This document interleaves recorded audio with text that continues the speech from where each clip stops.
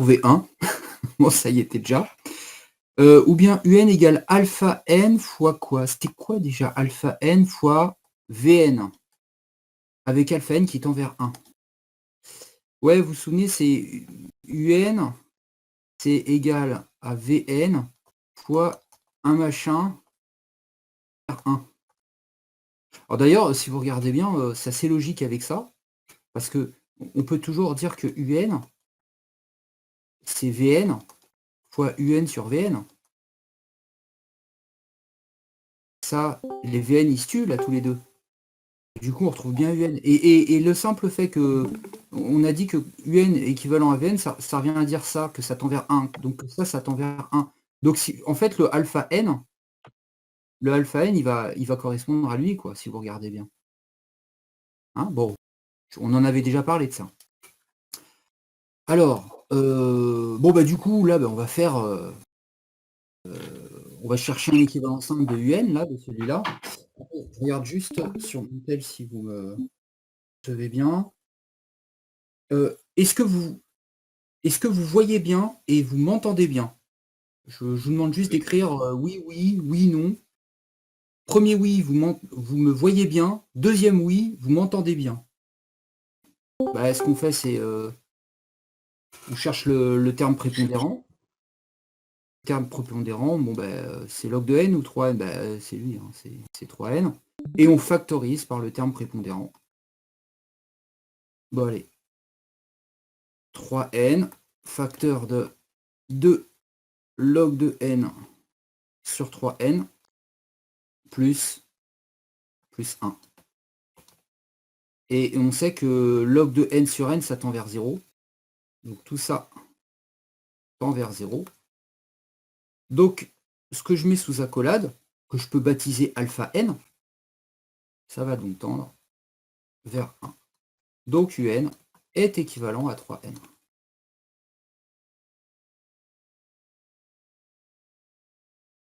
Ok. Alors on passe maintenant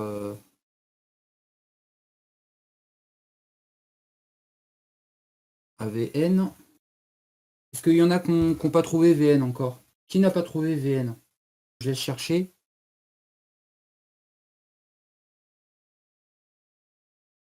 Ou à personne. Attends. Ce qu'il y a, c'est que. Attendez, hein, 2 secondes. Hein. Bon, alors Vn, bah. Un. N. C'est racine de. C'est racine de un. Vous avez vu, un, il est là. Donc, bah, ça va être équivalent à racine de 3n. Hein. Il y a pas. Vu que un est équivalent à 3n, bah, Vn est équivalent à racine de 3n. On va pas refaire tous les calculs, ça sert à rien. On sait qu'il y a compatibilité avec les puissances. Alors, Wn, 3n plus 2 log de n, donc machin, bon bah là, il y a les 3n qui sautent, et effectivement, au numérateur, il reste 4 log de n. Ok. Dénominateur, j'obtiens ça. 2 log de n, n moins 2 log de n. Alors, bon, Wn, il est égal à ça. Alors là, ce que vous allez faire, parce que, bon, vous allez factoriser par...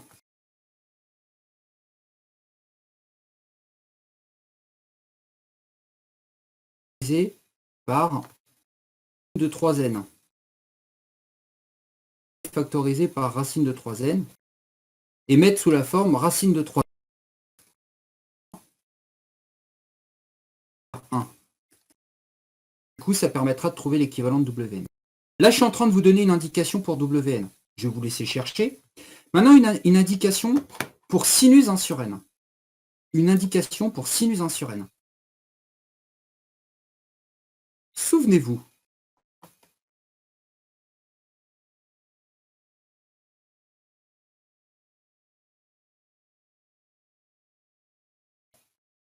Excusez-moi. Il ne faut pas que je sois trop gentil avec mes indications. F de x, limite de f de x moins f de a sur x moins a envers a c'est égal à EA. Voilà. Donc, utiliser. Vous allez utiliser ça dans le contexte du truc qui nous intéresse. C'est bon pour tout le monde? Allez, je vous laisse reprendre vos recherches. WN, on obtient tout ça. Ok? Bon, alors nous, on veut un équivalent. Alors, ce que je vais faire pour trouver mon équivalent de WN, eh ben, je vais chercher un équivalent simple de mon truc encadré. Et le 4 ln de n, je ne veux pas y toucher à lui. Alors, mon truc encadré, je le réécris ici.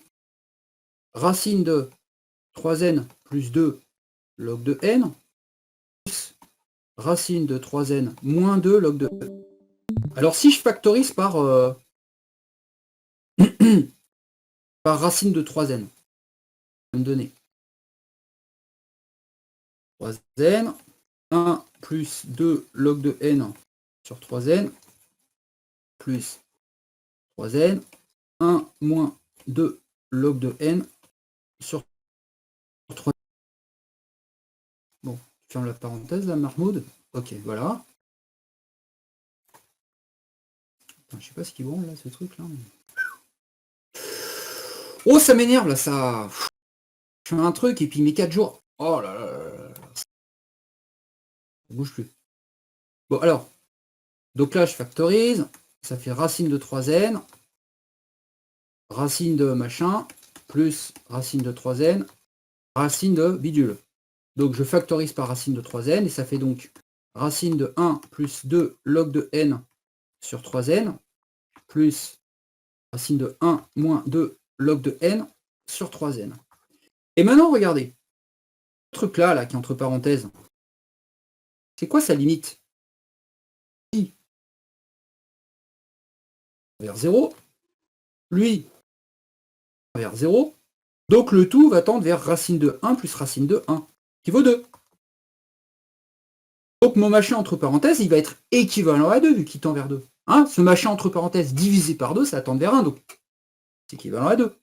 Donc le tout est équivalent à 2 racine de 3n. Hein, c'est équivalent à 2 racine de 3n. Donc, alors, petit tunnel. Donc, Wn, il va être équivalent à 4 log de n, l'équivalent de mon dénominateur, sur 2 racine de 3n. Alors en général, l'erreur qui a été faite, c'est d'avoir omis le 2, en fait. C'est-à-dire que les gens, ce que certains d'entre vous ont fait, ils ont factorisé par racine de 3n et ils ont oublié de vérifier que ce qui était entre parenthèses tendait vers 1, mais non, il tend pas vers 1. Donc c'est pas un alpha n, c'est un 2 alpha n. Donc là, ça va donner 2 log de n sur racine de 3n. Ok? Passer à la correction du sinus 1 sur n.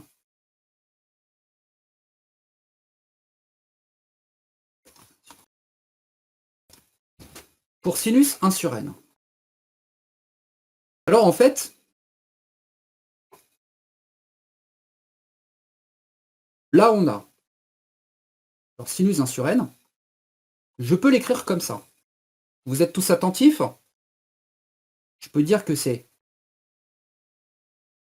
attendez, non, excusez-moi. Je me souviens de la chose suivante.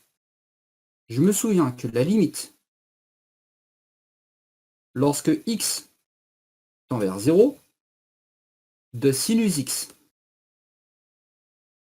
moins 0 sur x 1, 0, c'est égal à cosinus prime de 0. À sinus prime de 0. C'est-à-dire cosinus 0 égale 1. Je me souviens de ça. Bon. Et il se trouve qu'une autre manière d'écrire ça, c'est-à-dire, ça revient à écrire ça. Sinus x sur x 1. Vous vous souvenez? D'ailleurs, il y en a qui ont eu un bon point, c'est limite de sinus x sur x. Donc là, je leur annonce, avec beaucoup de bonheur, que ceux qui ont eu ce bon point-là, ils ont un point. Bon. Alors, maintenant, moi, c'est pas sinus x sur x, c'est sinus 1 sur n. Alors, regardez. Sinus 1 sur n. On sait que 1 sur n, il tend vers 0. 1 sur n, il va pouvoir jouer le rôle de x. Ce que je suis en train de vous dire, c'est qu'en fait, sinus 1 sur n sur 1 sur n, la limite de sinus 1 sur n sur 1 sur n va donc être égale à 1. Eh oui, puisque 1 sur n il tend vers 0 comme x. 1 sur n joue le rôle de x. Sinus de 1 sur n égale 1.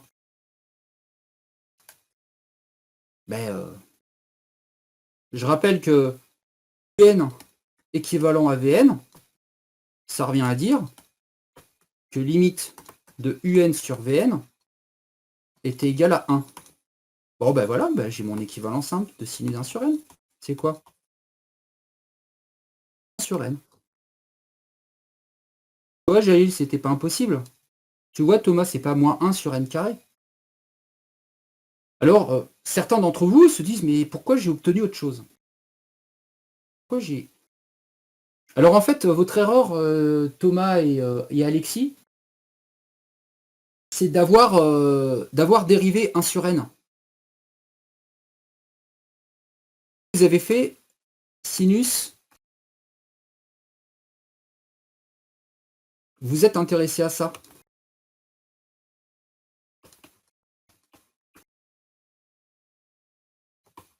Un truc comme ça. Mais le problème, c'est que sinus 1 sur x n'est pas dérivable en 0. Donc ça, c'est pas bon. Enfin, c'est une petite remarque pour les autres. Donc l'équivalent simple de sinus 1 sur n, c'était 1 sur n.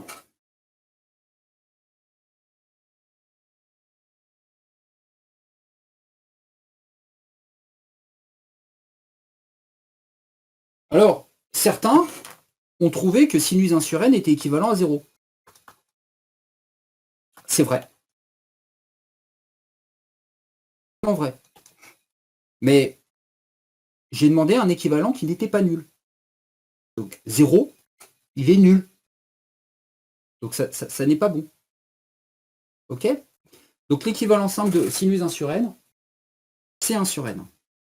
Y a-t-il des questions par rapport à ça?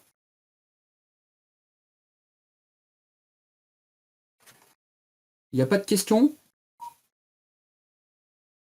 Bon, alors, on va reprendre le cours. Alors le cours, vraiment, on va reprendre l'application 9. Et cette application 9, eh ben, ce que je vais vous demander, c'est de continuer à la chercher. Cette application 9, je vais vous demander de continuer à la chercher en essayant de... Alors, on avait fait le premier et le deuxième. Alors, je fais une petite copie d'écran. X, c'est log de U. Donc G' de X, U' de X sur U de X. Alors, la dérivée de 1 moins X, c'est moins 1 sur 1 moins X. G' de 0, 1 sur 1 moins 0, c'est-à-dire moins 1. Donc, ça tend vers moins 1. Ok? Bon,